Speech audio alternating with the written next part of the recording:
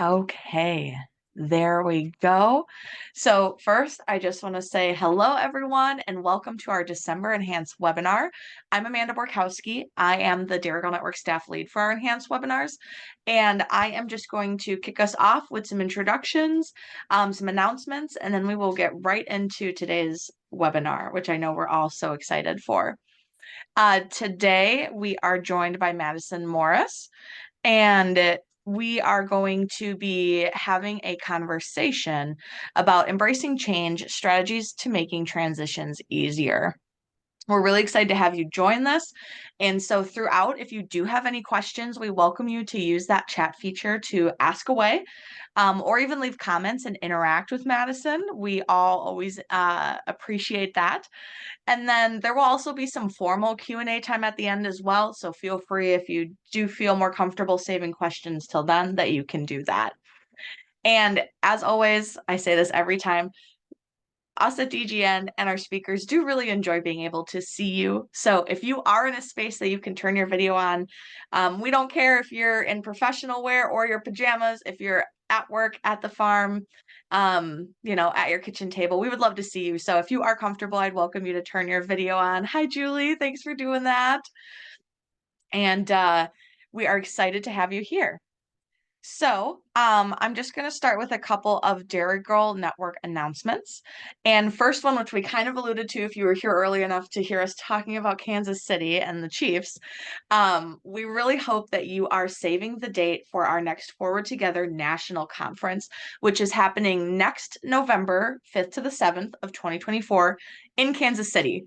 We are really excited to go to Kansas City. It's our first time hosting in that area, and this will be our 5th national conference. If you don't know about our conferences, they bring together dairy women, both producers and industry members, to learn, to grow, to recharge our batteries. Our conferences really focus on personal and professional development to help you learn, lead, and succeed in whatever your daily dairy woman journey is. If that's on the farm, if that's at home, if that's throughout the industry, if that's with your family, we have something to support you in that. So please mark it on your calendars to save the date and join us in November of next year. More information will be available soon, and we will be opening registration in the springtime. So for now, we know how busy those or how quickly those calendars fill up, so mark that date off. And then also returning for 2024, we are really pleased to offer our webinar subscription, which is basically a year's worth of webinars for one low price. Individual webinar rates are a standard $10 per webinar. But if you sign up now, you can get our subscription for next year and receive access to every single webinar in 2024 for half of the price of only $60. Something nice about this too is you don't have to worry about signing up for individual webinars each month. Logins of live webinars and links to the recordings will just automatically be sent to your inbox if you are a subscriber. So you can kind of sign up once and don't worry about it for the rest of the year, which is great to take that off our plate because I know I have trouble remembering or watching social and getting all this info. So you sign up once, everything gets sent right to you. So you can either go to dairygirlnetwork.com to sign up, or there's also a link in the chat that you can click and sign up today, and then you are all set for the new year. So with that, I am going to introduce today's speaker. So Madison Morris joined Farm Credit East ACA after graduating with a degree in accounting and finance from Elmira College. When deciding between a CPA firm and Farm Credit, she was drawn to working within the agricultural community. Growing up, her father was a dairy nutritionist and manager of a 1,000 cow dairy in Connecticut. This really fostered her passion for the agricultural industry and has contributed to her drive to help serve Farm Credit customers. After 5 years of working as a loan officer for Farm Credit, she decided to make the transition to working in change enablement. Madison recognized a need for facilitating and driving change initiatives to help provide a better employee experience and ultimately a better customer experience. She is now PROSI certified in change management and has been able to implement vital changes to improve change impact within Farm Credit East. She looks forward to continuing to apply change methodologies to gain efficiency and improve transitions. And we are so excited that she is here with us today to share her knowledge and how each of us can work towards that and better handle change. So, with that, Madison, I am going to hand it over to you. Thank you, Amanda. Yes, I'm very happy to be here today and really excited to kind of give you guys some tools and ideas that maybe you haven't heard of before, as this is a pretty new field. But just getting right into it, I would like everyone to kind of take some time really quickly and just think about some of the business changes you've experienced in the last year. So maybe you've changed jobs, maybe you've had some employee turnover or even coworker turnover, depending on what job you work in. I'm sure we've all had some sort of process change or technology change. Maybe you've had a change in your personal life. Maybe you've put in a new parlor, whatever that might be. Um, it's very frequent that we're facing all of these changes, and can become a lot for us. So that's where we kind of come into this idea of change fatigue. I think we've all felt this before, where we just get kind of tired of change. It takes a wear on us over time. So, given that, we have our change response. So, really, we see two different types of change response here. So, you have the welcome and embrace change, and then the resist and avoid change. And as much as I'm sure some of us really want to be 100% in that welcome and embrace area, I'm sure we can all agree that a lot of the times we fall in that a little bit of both. So, depending on the day, the other changes you have going on, the type of change that you're being faced with, or the impact of the change, you can definitely feel yourself resisting and avoiding that change that's occurring. So, just getting into some of the goals for today. So, I want to go over why change enablement is important and how it can make an impact, um, what the elements of change are, so how we can use those to both assess change and also help make changes. And then, how do we approach change resistance? So, giving you some actual tools in order to do that. And then also, how do we introduce change management? Whether that be to your boss, your partner, um, whoever, it's a good conversation starting tool for you. So, again, I'm going to give everyone some time to just think really quickly, but have you had a manager do a fantastic job leading change? And have you had employees or coworkers do a fantastic job adopting change? So, when we think about this, what did they do good? What could they have done a little better? And did they actually achieve the desired outcomes? Do you think that the outcomes were what they were expecting or wanting? So I think probably the answer to that is there's some stuff that they could have done better, right? And this is where my job comes into play. This gives me job security. Um, obviously this is a newer field. Um, and we'll kind of get into why that's a newer field a little bit later. But it's very important to be focusing on the employee experience because, like I said in my introduction that Amanda just shared, it really ultimately it helps the customer or the vendor or whoever it is that you're delivering a product or service to. So before we can get better at change, we need to know how we respond to it. So that's where we're going to get into what a change curve is. Why is it important? And how enabling change gets you back on track. So I really encourage managers to listen to this, and I really encourage employees to think about the opportunity for feedback. Some of the things we're going to go over can make a huge impact and really alter the way you think about change and alter the way that the people you work with take on change. So, getting into some change enablement 101. This is going to be some very basics of what I do.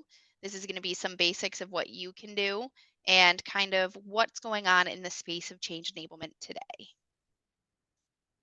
So, this is the Kubler Ross change curve. This is how we kind of see people react to change. So, you can see at the very beginning there, we have some confidence with our current behavior.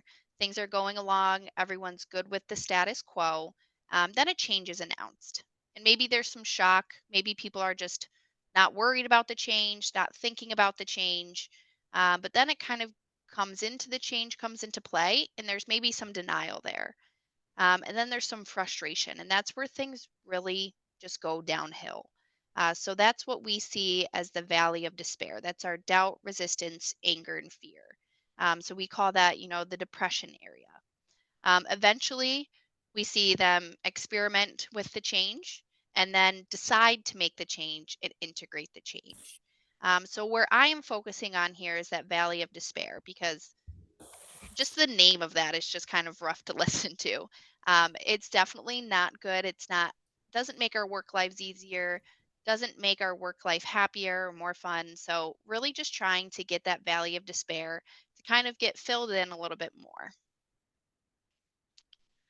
So in 2016, the Gardner Workforce Change Survey showed that 74% of employees were willing to change work behaviors to support organization changes. In 2022, that number dropped to half at 38%. So you can see why there's this huge need for change enablement now. Back in 2016, we had people very willing and ready to make changes. Today, we don't see that. I think some of this has to do with probably the shrinking workforce, the large, vast availability of jobs out there that they can go to. Um, but ProSci, who certified me, they have 25 years of research in change enablement. And the five things that they saw as the reasons for change resistance is one, lack of awareness, two, a change in a job role, three, the fear of the unknown in a rapidly changing world, four, the lack of support or trust from leadership, and five, the exclusion from change related decisions. So just kind of a lack of control, not feeling supported, so many things going on, some fear, and maybe just being completely unaware. So getting some more into what I do. So, whenever we're looking at a change, you start with your current state, and then you have a transition state, a future state, and then ultimately the goal is that success, whatever that looks like. And there's really two sides of this. So, we have the technical side. So, that's your design, develop, deliver. That's where they're really working at making the change, implementing the change, and all the technical things that have to do with that change. I handle the people side of change. So that's the engaging, adopting, and using. So getting people understanding the change, knowing the change, really carrying out everything that has to do with that on the people side is my job. So in the past, we've been heavily focused on that technical side. Today, we're seeing a bigger need to be focused on that people side as well. So again, that same company, ProSci, who is the leading expert in this category, they actually did a study and did find that having uh, change enablement improves the likelihood of change outcomes by 7 times. So you're 7 times more likely to reach your objectives than if you don't use change enablement. And that really comes down to the fact that people are a huge part of change. So as much as we're looking at that technical side, there's a huge people portion that has kind of been overlooked perhaps in the past that they're seeing a heavier need to focus on. So, we're going to get into the 5 elements of successful change. So, we're going to use this to address resistance and evaluate how change resistant our groups are or our individuals are. So, those 5 elements are awareness, desire, knowledge, ability, and reinforcement. So, starting with awareness, change begins with understanding why. So, why are we making a change? What is or isn't working right now? And how does this provide solutions? So, really driving home the why behind the change. So, when a change is coming about, do your coworkers, employees, or managers really understand why we're even making the change to begin with? And the next is the desire. So change involves a personal decision. So this is the WIFM, right? That's the what's in it for me. So we say this a lot here at Farm Credit, the WIFM. So we want to make sure that people know what's in it for them. And this also comes down to the perceived track record of past changes. Um, Maybe we've done not the best job at implementing change in the past, and that kind of makes people think that this isn't going to go as smoothly, just like the last times. What's my current personal situation? What am I going through that's making me maybe change resistant or making me not really want to do a change? What's the personal motivator for me? We all know that everyone's motivated differently, and that different things really get them to want to make changes. And then what are the current comfort or fears? So the next is the knowledge. So change requires knowing how to do something. So how am I expected to change? What's my current level of knowledge and my capability to learn and the resources available for education and training? So really think of this knowledge as the training and learning element of change. So if you have a training going out, that's all going to fall in knowledge. The next is the ability. So change really requires the action in the right direction. What are the day to day involvement of the people managers? Are they really able to be involved with the change, execute the change? Access to subject matter experts, hands on training exercises, and adoption and performance monitoring. So the knowledge is really learning the change, and the ability is okay, can they actually do the change? Can they carry it out? Are they capable? Are they able? Are they experienced enough to implement whatever that change is? And then lastly is reinforcement. So change must be reinforced to be sustained. So this is the follow through on the change, right? We're celebrating wins and successes. You're using perhaps champions and leaders to continue to communicate key messages, absence of negative consequences, and then accountability check-ins. So, is everyone really following through on the change? Are we sustaining the change? And is it meeting the goals and expectations that we had to begin with? And is everyone adapted, right? Because here at Farm Credit, we say 80-20. And that really comes down to usually there's 20% of people that are just really hard to get to adapt to changes. And we want to make sure that we're focusing on them as well, especially in this reinforcement. Those are kind of our late bloomers who maybe just have a harder time making some of those changes, maybe aren't as comfortable with some of the changes or technology that we're looking at. But we want to make sure that everyone is really bought into the change.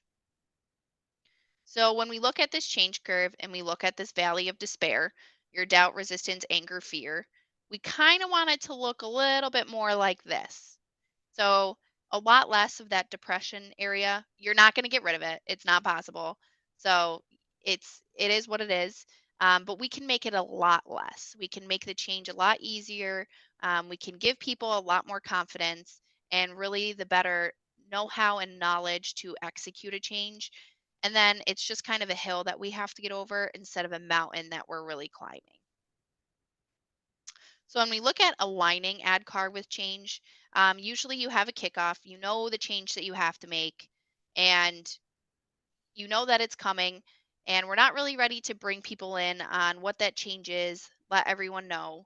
But eventually, in a little while, we are. So we start on that awareness. We get them knowing the change, understanding a little bit more about it, and then we give them the what's in it for them. And any personal motivators that we think are important, we put those in that desire area, and then we have our training, and then we get them to be able to actually execute the change, and that's when we go live with whatever that change is, and then we have the reinforcement after the fact.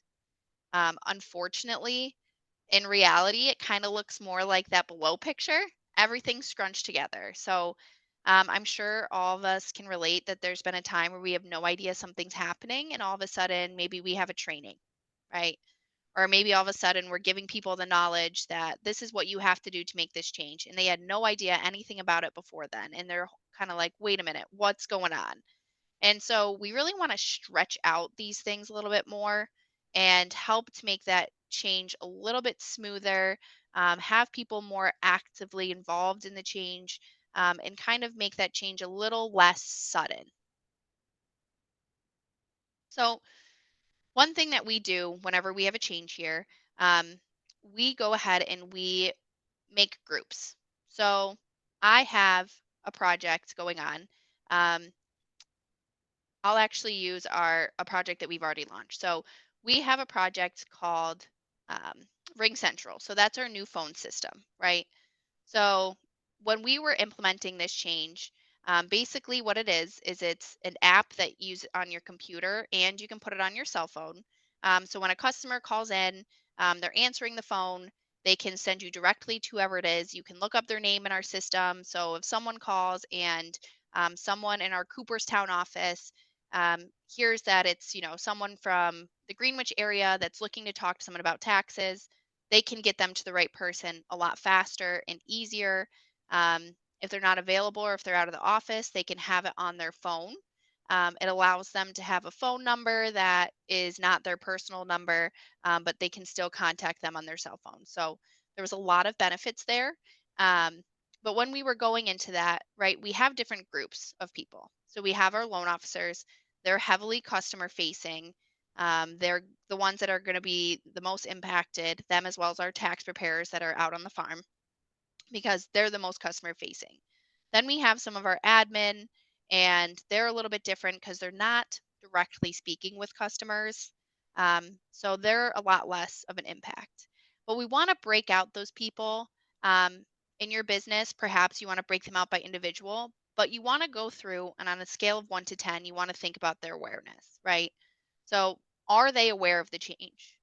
So, on a scale of 1 to 5, where do we feel like they are? Are they completely unaware at a 1? Are they very aware at a 5? And where do they land? So, then desire, same thing. Do they want to make the change? If they're absolutely do not want to make the change, give them a 1. If we think that they're really excited about the change, give them a 5. When it came to Ring Central, this was an area that was pretty tricky depending on the group because some of our tax preparers were very excited about it, given that they didn't really have a lot of direct customer numbers.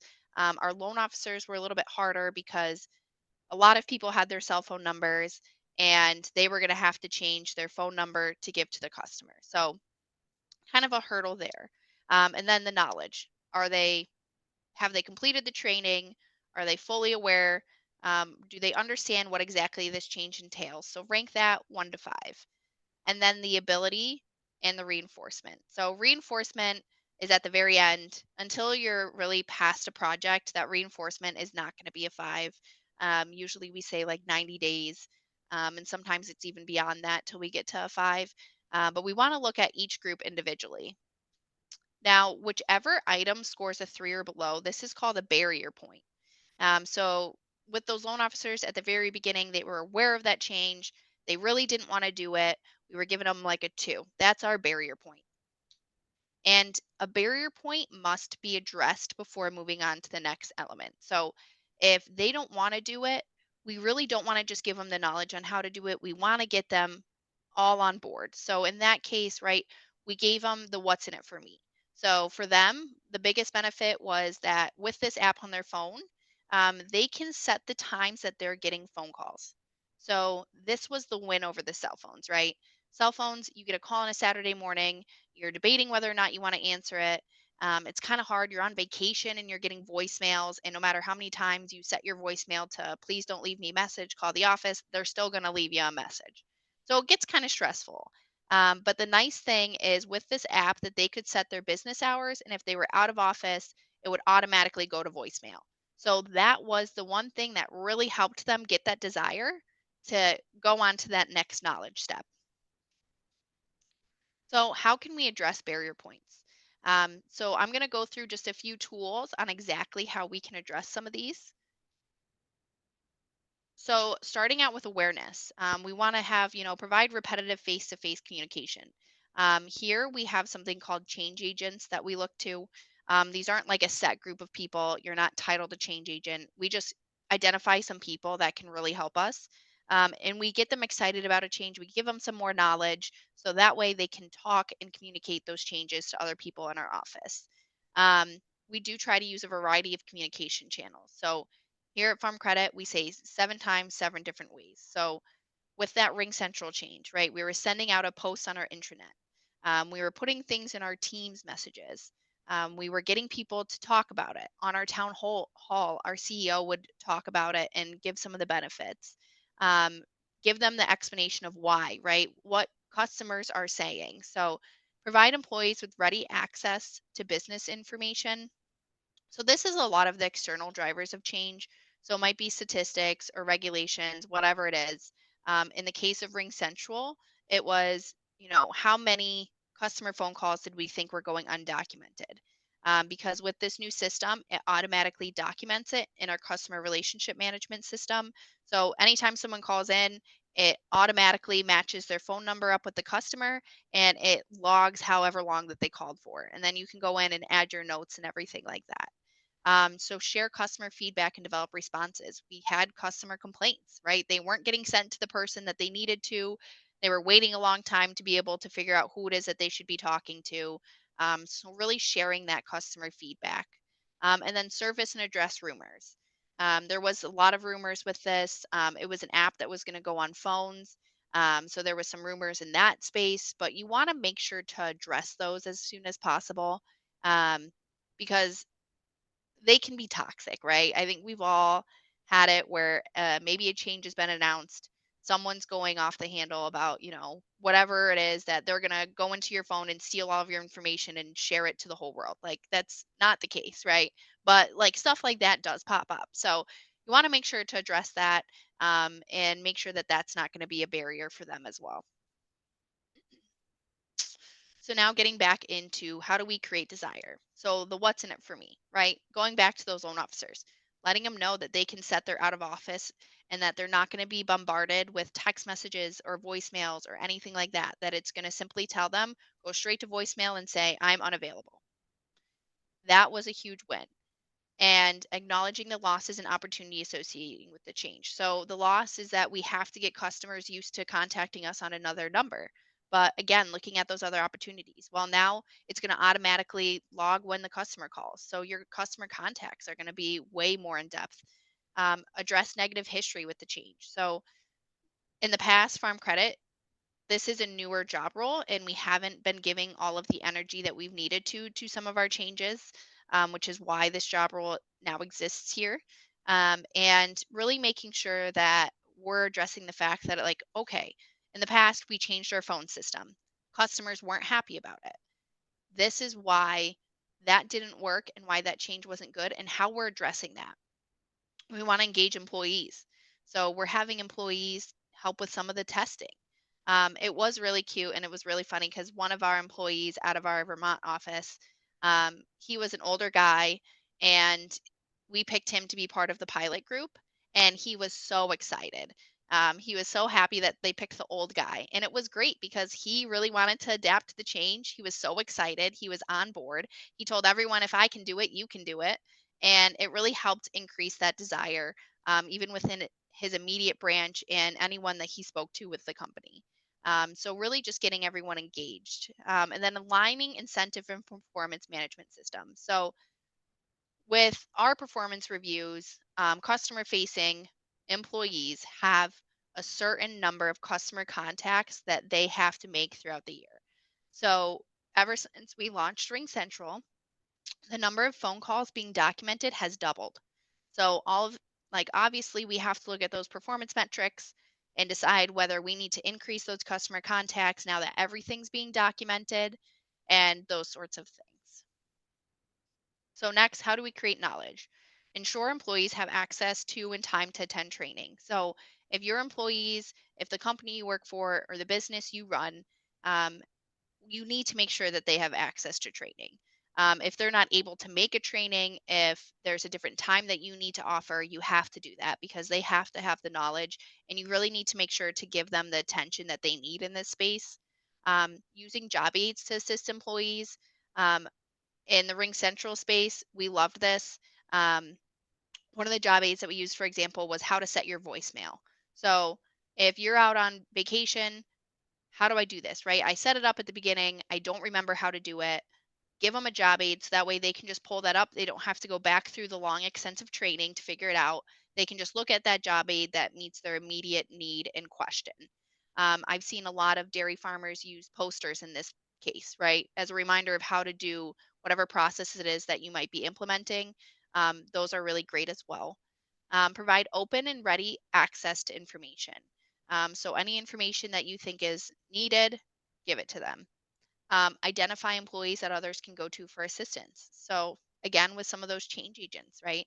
If there's someone that you know who is really good or adapts to change, or maybe they have the know how, maybe it's the manager, whoever it is, just make sure that your employees know who they can go to for help. And then share problems and lessons learned as a team. So, as problems arise, as lessons are learned, just make sure you're sharing that information with everyone. So, how do we create ability? So apply and help employees apply what they've learned. So look at the real world situations from the training and anything that they can need to be applied, try to get them to apply it. Provide one-on-one coaching. This is a hard one. You can't give everyone one-on-one coaching, but sometimes that 80-20 rule, those 20% of people who really can't adapt to the change or maybe are struggling with the ability, sometimes they do need that one-on-one coaching. The same thing with Ring Central. We had a couple people who just were struggling to figure out how to get it up and running and struggling how to do certain things. So we were able to offer them one-on-one coaching. Ensure employees have time and opportunities to develop new skills. We don't want to just give them the knowledge and then launch immediately, right? We want to be able to give them some time before go live to really develop those skills. Provide solutions when real work doesn't match training. We've all seen this too. So let's say in the training, for example, with that Ring Central, it tells you how to transfer someone. Okay, real work, you accidentally transfer someone to the wrong person. What do we do then? So, walking through some of those instances and when those issues come up, make sure that you're sharing that with everyone and then be a role model. I don't think it's fair to ever assume that anyone's going to adapt to a change if you're not willing to. You have to really display the attitude that you want others to have. And then identify when more time is not the answer. So I think it's easy where we say like, okay, we'll give someone, 1 month to get ready and capable to do this. Okay, 1 month is not up. Maybe we give them another week. And then maybe after that week, they're still not ready. You might need to do some external intervention. Sometimes more time is not always the answer. So you want to make sure that you're identifying when that is the case. And then reinforcement. I think this is the funnest part. You can celebrate your successes. So when we have a great customer review with the Ring Central, we share that with everyone.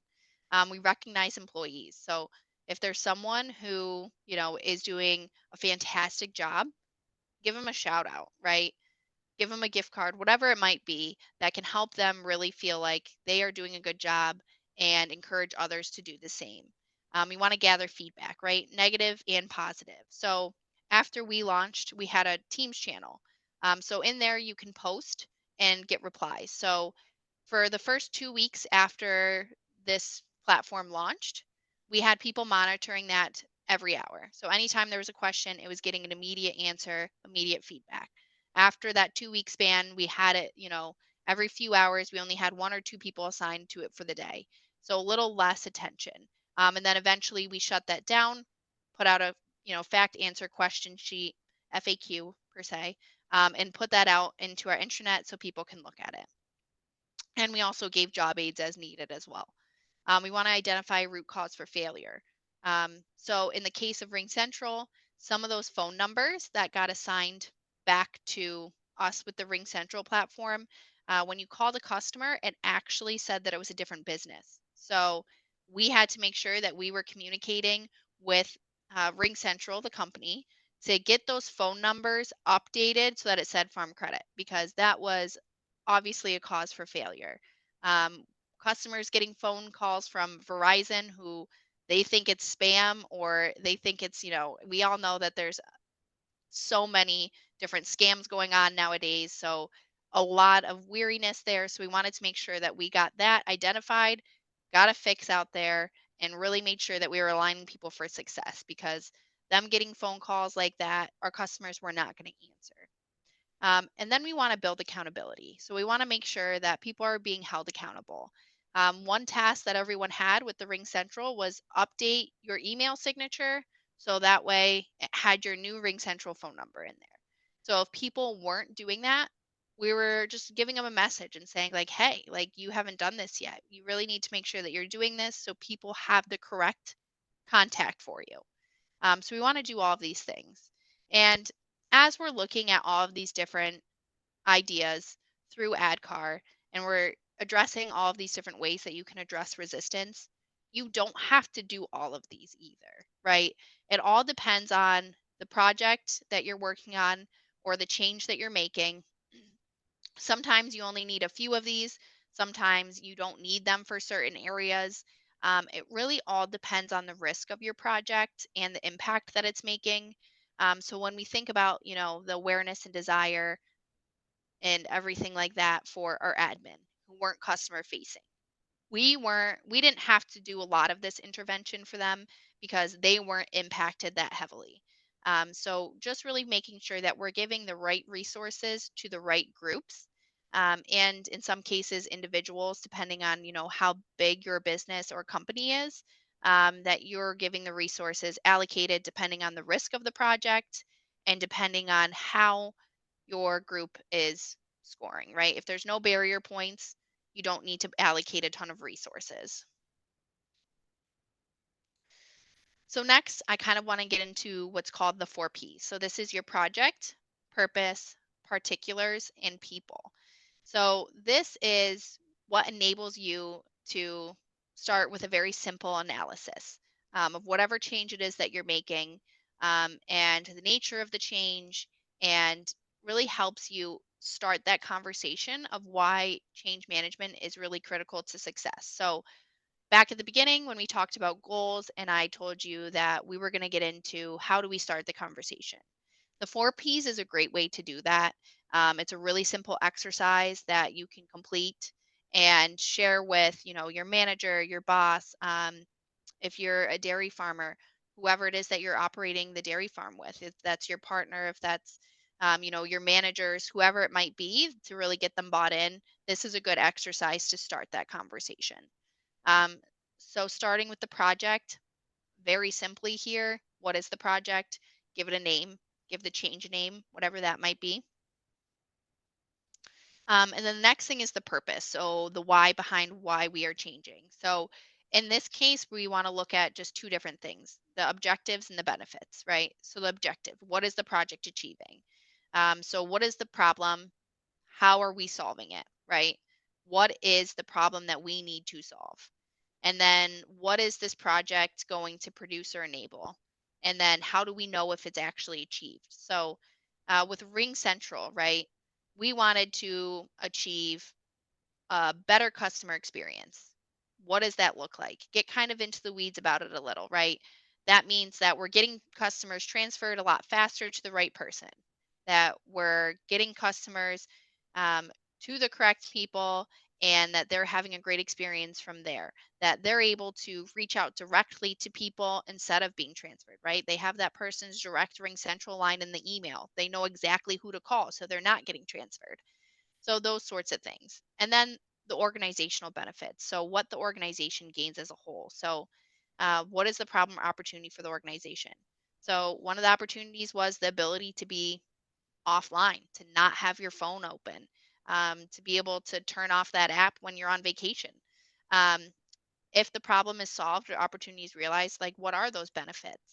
And then how do you know if the benefits have been realized, right? So we can see that if we hear that, Bob in our office comes in and he says, it's been so nice. I went on vacation. I came back. I had no voicemails on my cell phone. I wasn't being stressed out about the fact that, Farmer Joe needs, however much money off of his line of credit, that he knew exactly that I was out of office and to call the office because it didn't even ring.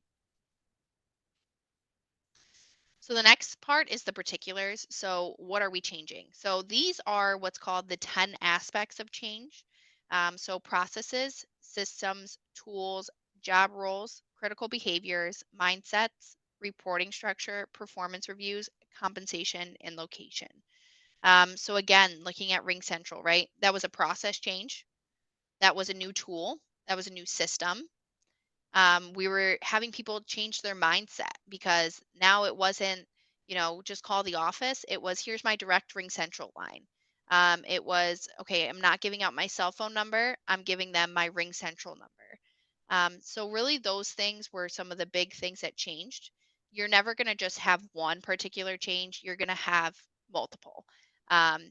Sometimes when it comes to, like, even in the case of Ring Central performance reviews, we had to update our customer contacts, what the expectation was there.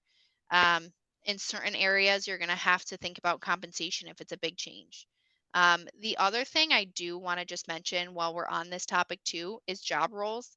One of the biggest fears with employees is sometimes their job being replaced.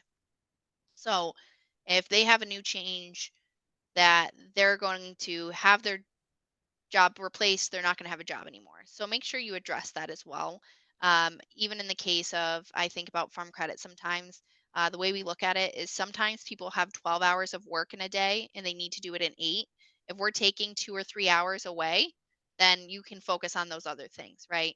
So even though your job might be losing some sort of, job function, you're still getting it replaced. You're able to spend the time and energy on something else. And then lastly, the people. So who will be changing? So you want to document the groups who will be directly impacted. In Ring Central, you think about loan officers, you think about tax preparers, you think about the admin, you think about the customer group that's answering the phones. And then who will be expected to adopt and use the change. So really thinking about this, breaking out the groups, you want to list those groups out separately. If you have a smaller business, you can do it individually as well. And this just is kind of a good little visual. This was the sheet that we were filling out in that pro sci class. So really simply the name, what the purpose of the change is, what the particulars are that we're changing, and who are we expecting to change. And you can bring this to someone and say, look it, this is what is going on here, right? We're expecting these people to make these changes for this reason. And how can we do a better job at that? How are we going to get them to do this? So this is just a great way to just really start the conversation, and then kind of get into some of those elements of change and really be able to help in this change space.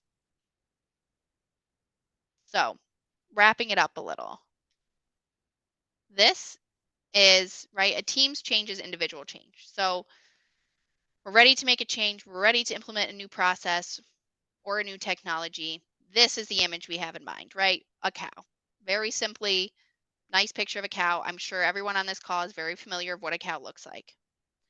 And as time goes on, though, if we do not support and equip individual transitions, the picture gets a little skewed. Okay, you can still tell this is a cow. Also, my coworker did this. I was very impressed at her ability to draw the cow. Um, so props to her. But this picture, you can still tell it's a cow, but it's still nothing like that photo, right? We're sort of meeting objectives, but we're really not quite there. And then the future state looks nothing like what we thought it would, right? My 3-year-old could probably draw a better head cow than that. And if we just looked at that last little portion of what the cow was drawn, you would have no idea that's a cow, right? You could tell me that's a horse and I'd believe you. So really just making sure that we're doing what we can to support and equip each person that's making a change. So that way that the image looks like what we were thinking in the beginning. And this is where a lot of this change enablement helps get those results because we're giving that support.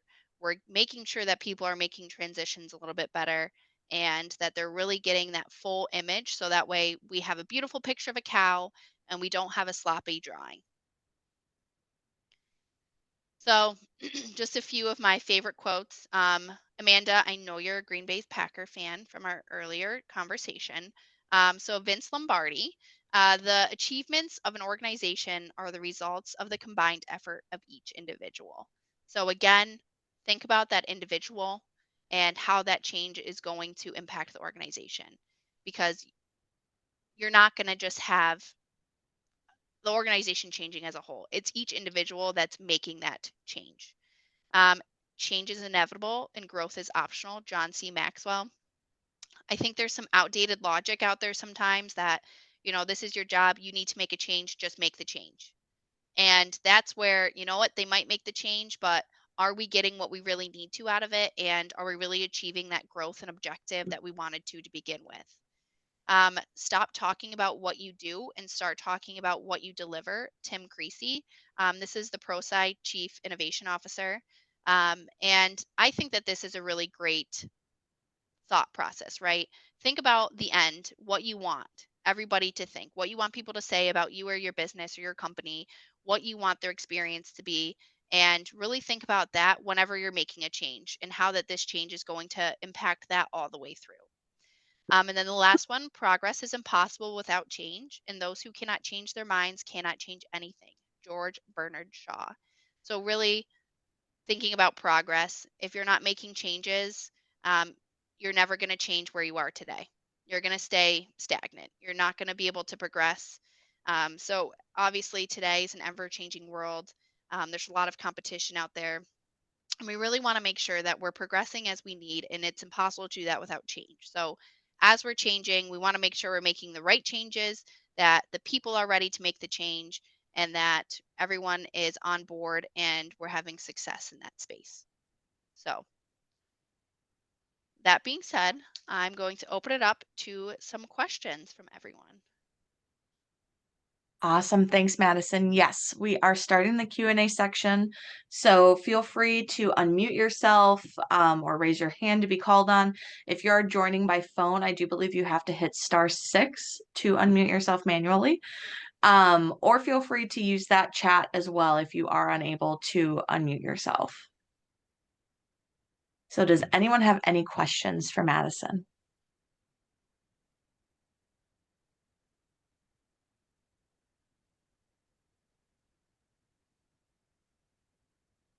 I do have one to kind of kick it off, and that is, what stage of ad card do you think is the hardest? Sure. Yes, I would say that awareness and desire are the hardest, especially desire. It's hard sometimes to get people really bought into a change. Um, and awareness and desire are really, I think, the two areas that have consistently been lacking in changes. Right? We give people the knowledge, we make sure that they're able to do the change, and then, maybe there's some reinforcement, but really, that awareness and desire is where a lot of gaps are when it comes to applying those elements to change. Sure. Thank you. This is also a great space too, if anyone joining has, a personal story about change that they've experienced or been a part of, and maybe what went well and what didn't. So I would also welcome you to unmute and share anything like that as well.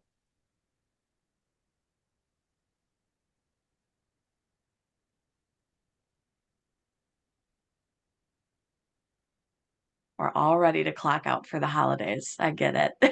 I get it too. One more question is what have you found successful, Madison, in when facing change resistance? Sure. Yeah, I mean, I would say I like just really driving home the why is the biggest thing. I think it's so easy for people to say that a change is coming, and if we're lacking the why behind the change, um, they're not going to want to make that change, right? They're not going to understand it. They're not going to really be able to be bought into it. Um, so if we just tell someone, we're launching a new phone system, they're going to be like, okay, great, another change. That change fatigue sets in. But if we're telling them, listen, you're going to have these XYZ benefits. And, Joe Farmer's really mad because he called and, it took us 10 minutes to figure out who he should be talking to. Then they're really going to understand the why behind the change. And it's going to help them be able to really buy into the change a lot better and have a lot less resistance. So, a lot of the times we do resort back to that and the what's in it for me.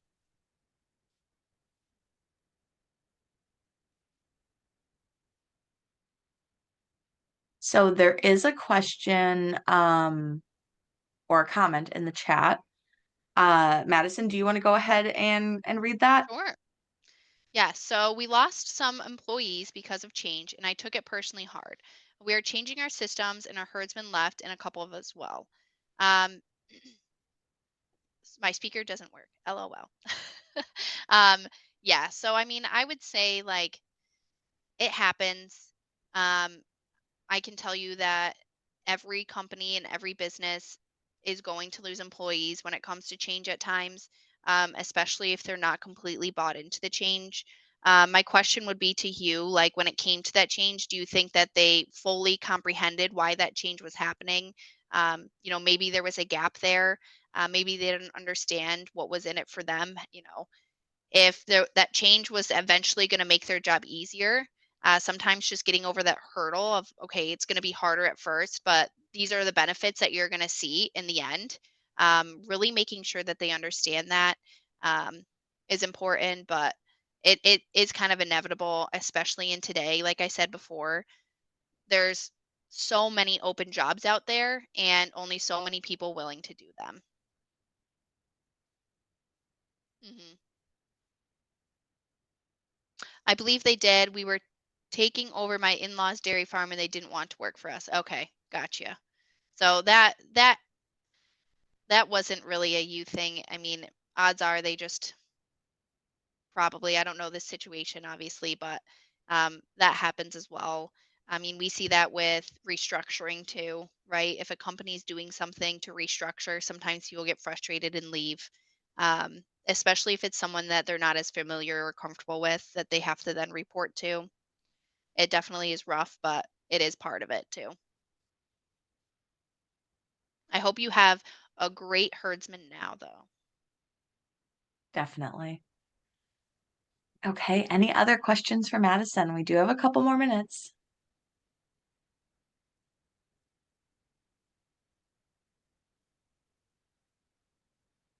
Oh, good. I'm glad that you do. My dad um, has been a herdsman for a couple of farms, so he managed that 1,000 cow dairy farm for a long time. Yep. Okay. With that, I don't see anybody else unmuting, and I'm sure we all could use a couple extra minutes back. So I definitely want to say, Madison, thank you so much for joining us, sharing your knowledge with us. Thank you all for taking the time to join this webinar live. This is obviously a very busy time of the year, so we appreciate that. And then, Madison, if you could click to the next one for me. Yes. 1 second. There we go. Awesome. And again, thank you. Thank you to Zoetis for being or supporting our web hosting and recording. Again, if you like this webinar and you want to join more for easier in 2024, you can easily scan that QR code and sign up for our subscription. But with that, I really just want to say thank you again. And I hope you all have a Merry Christmas and Happy Holidays and a really great New Year. And we will see you in 2024. Sounds good. Thank you, everyone. Thank you. Thank you. See ya. Happy holidays.